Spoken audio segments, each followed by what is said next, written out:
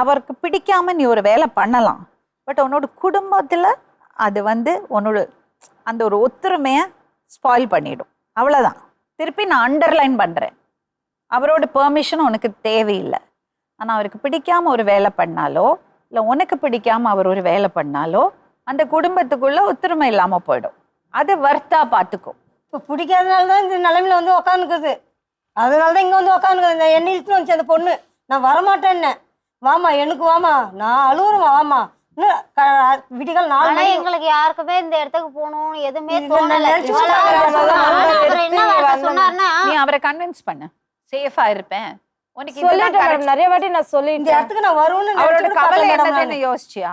இல்ல மேடம். அங்க போய் ஏதாவது தப்பா நடந்துடுமோ, யாராவது உன்னை தப்பா பாப்பாங்களோ பேசுவாங்களோன்னு கவலைப்படுறாரு அவரு. வா கூடயே வா, நம்பிக்கலன்னா வா, 2 பேரும் ஒண்ணா போலாம், ஒண்ணே சம்பாதிப்பாரு.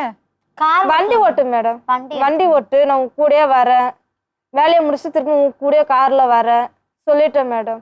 இப்ப அவ்வளவு பேர் டார்ச்சர் பண்றாங்க எங்க ஊர்ல மேடம். மேடம் சொன்னேன், இந்த தொழில் இப்போ கத்து தொழில் கையில இருக்குது, இப்போ 2 பேர் சம்பாதிங்க, கடன் கட்டுங்க, கடன் கட்டி மின்னுக்கு வாங்க.